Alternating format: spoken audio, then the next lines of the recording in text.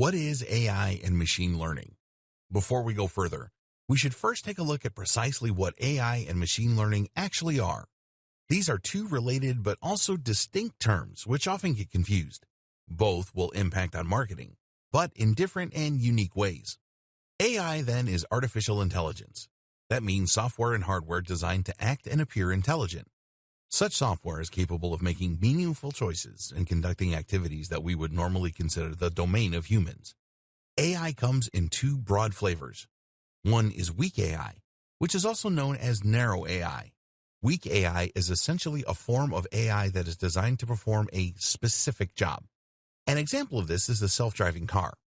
This form of AI is capable of knowing the positions of countless cars on the road and being able to respond by steering, accelerating, braking, etc.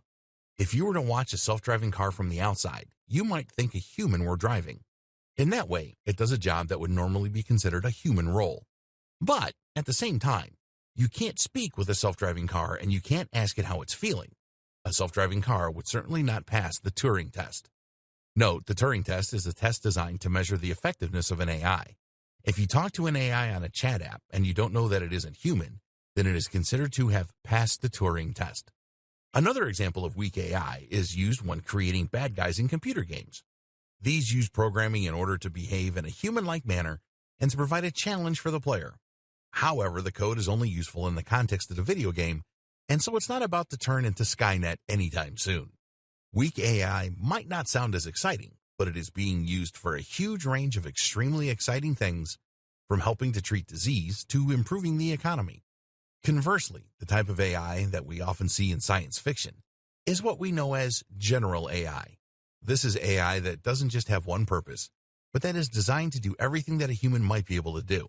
So you could play a word game with this AI, ask it how it's feeling, or get it to look up something useful. An example of a general AI is DeepMind, owned by Google. DeepMind is a company that has developed a neural network that employs general learning algorithms to learn a huge range of different skills. Many AIs, such as IBM's Watson, are actually pre-programmed. That means that they work using a kind of flowchart and will answer questions with the same answer every time. On the other hand, DeepMind is apparently able to think and respond via a convolutional neural network. Certain behaviors are reinforced and encouraged, and these will begin to become more prominent. This isn't a perfect simulation of how a human brain works. Cognitive behavioral psychology teaches us the importance of having internal dialogues and models for thinking. However, it is the closest thing we currently have to a true general intelligence. Machine learning. Machine learning, on the other hand, works differently.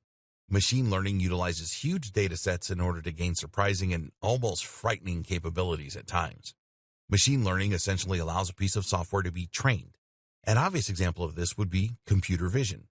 Computer vision describes the ability that some machines have to understand visual information.